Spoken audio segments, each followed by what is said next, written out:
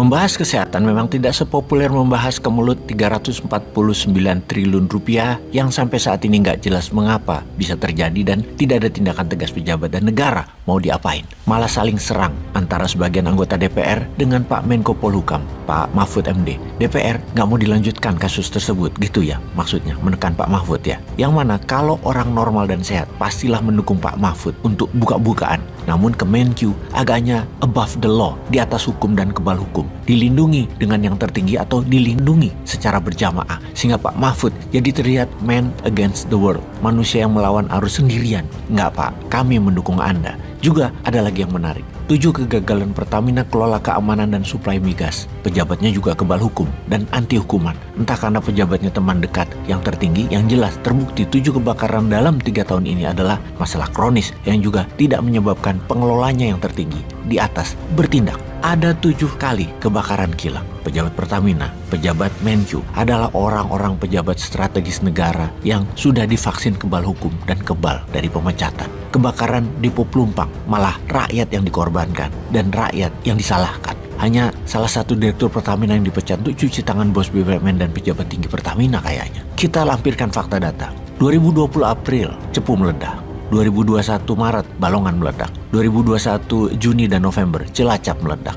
2022 Maret dan Mei, Balikpapan meledak. 2023 Pelumpang meledak. Sebentar, Maret akhir ada 2 kebakaran, yang satu di kapal BBM Pertamina dan kemarin kilang minyak Dumai Riau. 9 ya jadinya. Tapi sudahlah, kita bahas yang nyata lainnya, yang tidak sehat, yang tidak benar agar jadi terbuka dan jadi lebih baik kalau pejabat tertinggi peduli dan masyarakatnya peduli. Kita ke masalah kesehatan, di mana kita ingin perbaikan kinerja kesehatan masyarakat melalui RSUD ke depannya. Mengapa? Data kesehatan masyarakat Indonesia di mana 99% atau sebagian besar rakyat Indonesia yang 280 jutaan tersebut memperoleh pelayanan kesehatan dari RSUD, puskesmas, dan rumah sakit pemerintah. Yang menjadi permasalahan adalah RSUD ternyata sulit berkembang karena hambatan politik, baik politik pusat maupun politik daerah. Maksudnya bagaimana?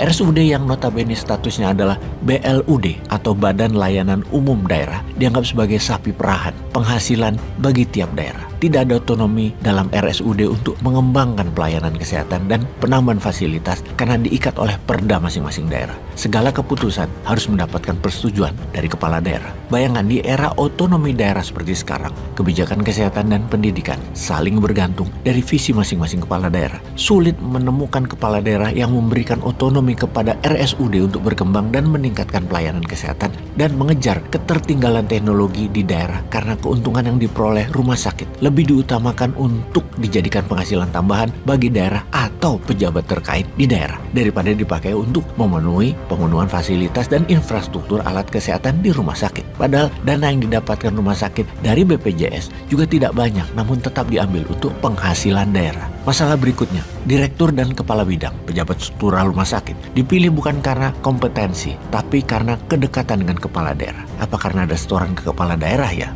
Gua nggak tahu juga tuh. Selain jabatan, rekrutmen kepegawaian di RSUD sering ada jual beli atau nepotisme dan tidak transparan. Jarang sekali daerah memberi dana kepada RSUD untuk berkembang, alih-alih memberikan kepala daerah malah mengambil keuntungan sebesar-besarnya dari rumah sakit dan memotong hak para nakes yang bekerja di rumah sakit. Proyek pembangunan dan pengadaan sering dimainkan oleh kepala daerah dan kroninya, sehingga mangkrak. Yang parah, tekanan dari kepala daerah membuat jasa pelayanan kepada dokter spesialis, dokter umum, dan nakes lainnya menjadi tidak berkeadilan sehingga melemahkan retensi dokter di daerah. Jika kesejahteraan para nakes di daerah sulit didapat, mustahil untuk mendistribusikan para nakes ke penjuru wilayah Indonesia. Dampak dari para dokter atau nakes yang tidak mendapatkan penghasilan cukup di rumah sakit daerah atau di RSUD, mereka mencari tambahan penghasilan di rumah sakit swasta dan tidak fokus mengembangkan layanan kesehatan di RSUD masing-masing. RSUD punya masalah manajemen keterbukaan, tidak ada transparansi dan kelolaan keuangan